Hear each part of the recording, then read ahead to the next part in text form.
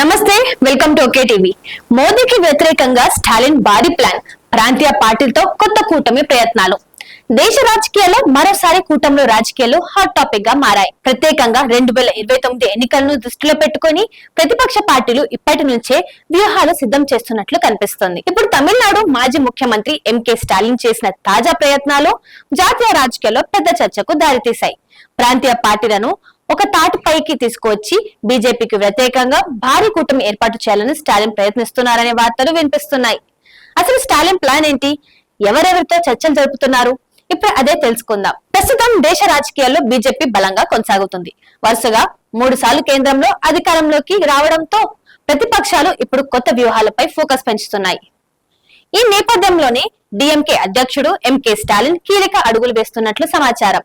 ప్రత్యేకంగా ప్రాంతీయ పార్టీల శక్తిని కలిపి జాతీయ స్థాయిలో బీజేపీకి ప్రత్యామ్నాయం చూపించాలని చెప్పేసి చూస్తున్నారని రాజకీయ వర్గాల్లో చర్చ జరుగుతుంది. ఇప్పటికీ పలు రాష్ట్రాల్లో బలమైన ప్రాంతీయ పార్టీలు ఉన్నాయి. తెలంగాణలో బీఆర్ఎస్, పశ్చిమ బెంగాల్లో టీఎంసీ, బీహార్లో ఆర్జేడీ, ఉత్తరప్రదేశ్ లో సమాజ్వాడీ పార్టీ, మహారాష్ట్రలో శివసేన వర్గాలు, ఎన్సీపీ వర్గాలు, ఇలా పలు పార్టీలకు సమన్వయం చేయించాలని స్టాలిన్ భావిస్తున్నట్లు తెలుస్తోంది. ఇక ఇటీవల జరిగిన కొన్ని సమావేశాలు, రాజకీయ పరిణామాలు కూడా ఈ వార్తకు మరింత బలం చేకూరుస్తున్నాయి. ముఖ్యంగా దక్షిణాది రాష్ట్రాల్లో ఫెడరల్ పాలిటిక్స్ అనే అంశాన్ని స్టాలిన్ బలంగా ప్రస్తావిస్తున్నారు. రాష్ట్రాల హక్కులుగా కాపాడాలని, కేంద్రం అధిక జోక్యం తగ్గాలి అంటూ ఆయన తరచూ వ్యాఖ్యలు చేస్తున్నారు. ఇక భాషా వివాదం, నిధుల పంపిణీ, రాష్ట్రాలకు కేంద్రం వ్యవహరిస్తున్న తీరు వంటి అంశాలపై కూడా స్టాలిన్ గతంలో బీజేపీ ప్రభుత్వానికి తీవ్రంగా విమర్శించారు. ఇప్పుడు అదే అసంతృప్తిని రాజకీయంగా ఉపయోగించుకోవాలని చూస్తున్నారనే టాక్ వినిపిస్తుంది. అయితే మరోవైపు బీజేపీ మాత్రం ఈ ప్రయత్నాలను పెద్దగా పట్టించుకోవడం లేదు. ప్రజలు మోదీ నాయకత్వాన్ని విశ్వసిస్తున్నారు.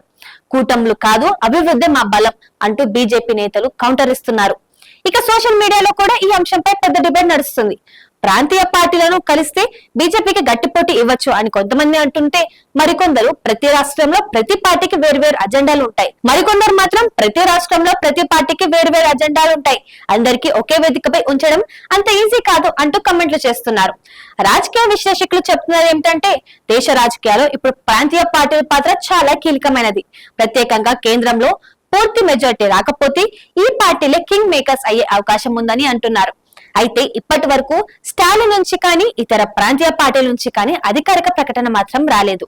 కానీ దేశ రాజకీయాల్లో మాత్రం ఇప్పుడు ఒక ప్రశ్న హాట్ టాపిక్ గా మారింది. 2029 ఎన్నికల నాటికి నిజంగానే మరో భారీ ప్రతిపక్ష కూటమి ఏర్పడుతుందా, లేక మళ్ళీ మోదీ మ్యాజిక్ కొనసాగుతుందా?